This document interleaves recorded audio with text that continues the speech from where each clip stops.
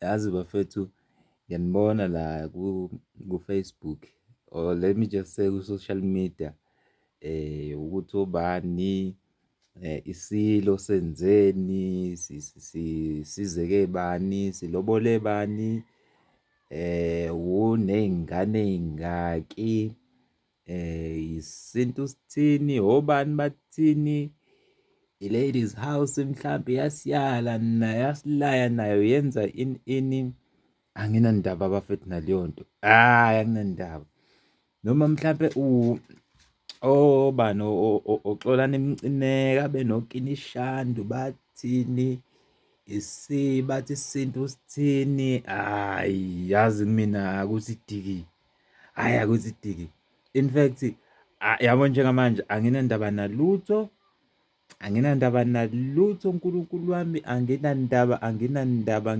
Ngiyazibona izinto ney'phosta lana left, right and center, nje ngiyabona ukuthi ni-serious ngempela, ngiyabona ukuthi ni-serious, but yabona mina anginandaba. uNkulunkulu we, anginandaba. Yabo nje ikhanda lami mina kuduma imali, kuduma imali, ukuthi imali ngingayenza kanjani, imali ngingayitholaphi, imali nje uNkulunkulu wami. Anginandaba nokunye ukuthi isilo uMisuzulu senzeni, hhayi ngihlanganaphi naleyo nto. Thi mhlambe sisehlisa isithunzi siyisizwe samaZulu, hhayi anginandaba naleyo nto bafethu. Mina nje mangibe nemali, mangithola imali, yiloko nje kuphela. Okunye nokunye hhayi sesiyokubona nje.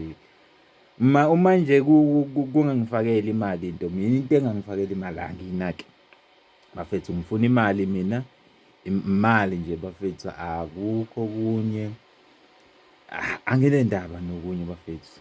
Mangithola imali nje kuphelile, mangikwazile ukwenza imali, mangitholile i-notification imali engiyifunayo, anginandaba nokuthi ubani wenzeni, ulobole umuntu oney'ngane. Hhayi heyi bafethu, imali, mina ngazela imali la emhlabeni, ngazela imali.